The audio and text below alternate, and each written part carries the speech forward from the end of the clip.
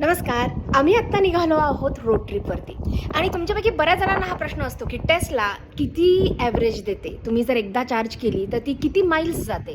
तर चला, आम्ही निघालो आहोत डॅलासला. तर बघूयात आम्हाला ही गाडी किती वेळेस चार्ज करावी लागते. तर आम्ही आमच्या घरापासून निघत असताना 263 माईल जायचं आहे. 4 तास 22 मिनिट आहे. सगळ्यात पहिली आणि महत्त्वाची गोष्ट, आम्ही घरातून निघालो त्यावेळेस आमची गाडी 90% चार्ज केलेली होती.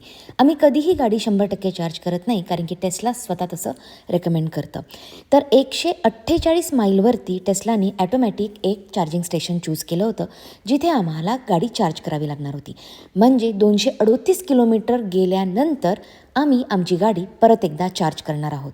आम्ही तिथे पोहोचू त्यावेळेस अराउंड 27% बॅटरी राहायला हवी. बट ही बॅटरी कमी किंवा जास्त होऊ शकते. तुम्ही गाडी किती फास्ट चालवताय, ट्रॅफिक किती लागते त्यावरती ते ठरतं.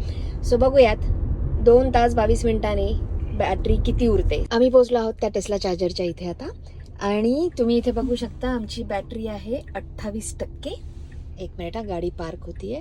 Bye the way auto park आहे, you don't have to do anything. Just button दाबलं की गाडी आपोआप आपली पार्क करते. 28% बॅटरी उरलेली आहे. ॲक्च्युली सुरुवातीला 27% दाखवलं होतं, पण ॲक्च्युली 28% राहिली. आता महेश गाडी चार्ज करेल आणि मग आम्हाला पुढे कंटिन्यू करता येईल. आम्ही आता चार्जिंग चालू केलेलं आहे. आत्ता वाजले 3:16.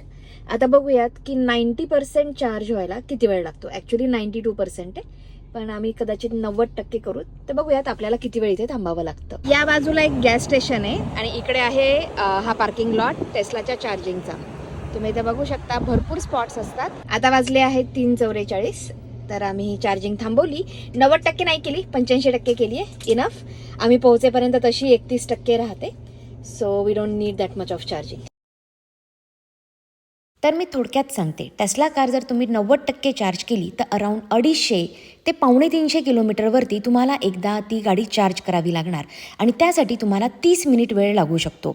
आम्ही डॅलासला जात असताना आमचा ड्राईव्ह अराऊंड 4.5 तासाचा होता, ज्यामध्ये आम्हाला कार एकदा चार्ज करावी लागली आणि त्यासाठी आम्हाला अर्धा तास लागला. कार घेता आणि तुम्हाला लॉंग ड्राईव्हवर जायचं असतं, त्यावेळेस तुम्हाला तुमचे ट्रिप प्लॅन कराव्या लागतात, जसं की आम्ही केलं होतं.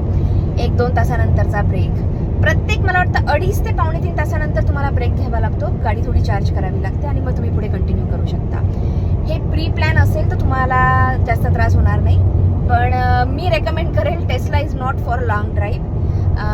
म्हणजे ज्यांना सारखंच लॉंग ड्राईव्हला जायचं असतं त्यांच्यासाठी ही गाडी नाही आहे. तुम्ही रेग्युलर आपला रोजचा जो कम्यूट असतो, ऑफिसला जाणं येणं, त्यासाठी ही गाडी जास्त बेटर ऑप्शन आहे.